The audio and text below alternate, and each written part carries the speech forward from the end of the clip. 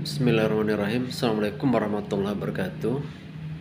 Bapak Ibu yang kami hormati dimanapun Anda berada.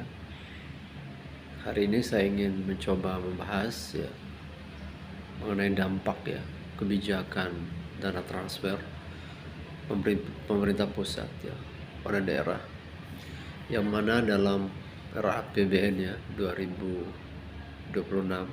draftnya akan ada pemotongan dana transfer dalam jumlah yang tidak sedikit Tentu hal ini tidak mudah bagi daerah, yang mana sekitar 95% pemerintah kabupaten kota termasuk juga pemerintah provinsi Indonesia ini adalah menggantungkan pendanaan APBD itu dari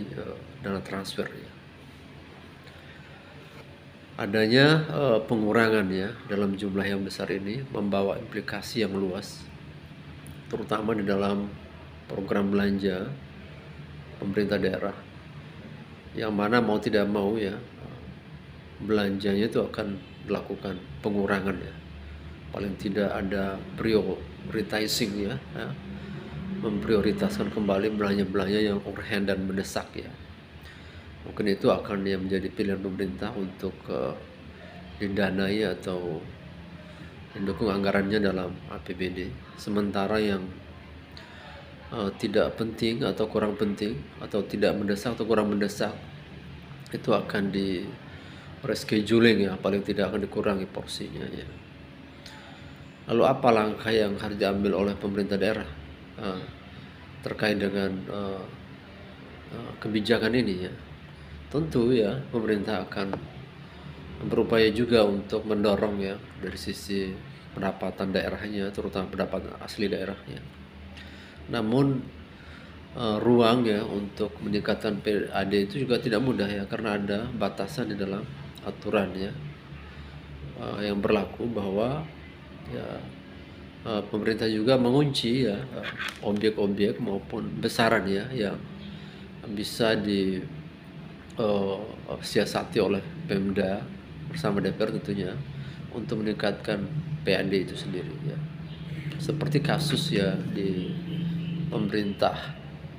daerah, yaitu di Kabupaten Pati, Jawa Tengah itu yang menaikkan PBB dalam jumlah yang sangat besar bahkan sangat tidak rasional Itu membawa dampak yang luas ke masyarakat, dan tentunya hal itu tidak boleh dilakukan pilihannya adalah pemerintah daerah adalah memfokuskan pada sumber-sumber PAD yang tidak membebani masyarakat, seperti mungkin retribusi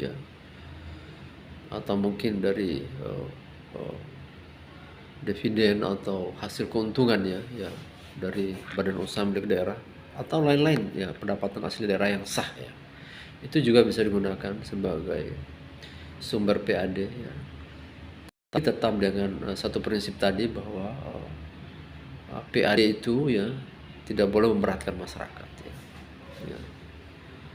memberatkan dalam pengertian secara proporsional artinya daya beli, kemampuan pendapatan dari masyarakat itu diperhitungkan dan dilakukan semacam uji publik yang melibatkan partisipasi banyak pihak sehingga tarif itu benar-benar bisa diterima dan rasional, reasonable itu yang harus dilakukan oleh pemerintah. Kemudian bagaimana terkait dengan katakanlah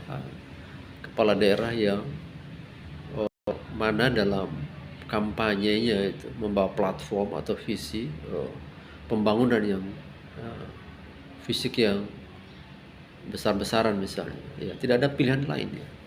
tentu kepala daerah harus memprioritaskan pada fisik-fisik yang benar-benar menyentuh kebutuhan dan kepentingan masyarakat untuk pelayanan publik seperti kesehatan misalnya, sarana prasarana kesehatan. kemudian sarana transportasi ya, jalan raya ya, kemudian air minum, mungkin telekomunikasi, pendidikan ya. Tentu ya itu dilakukan ya secara bertahap ya, ya. Dengan prioritizing tadi ya, memprioritaskan pada hal-hal yang urgent dan penting ya, ya, urgent dan penting ya. Ya, hanya itu yang bisa dilakukan oleh pemerintah, apalagi yang kita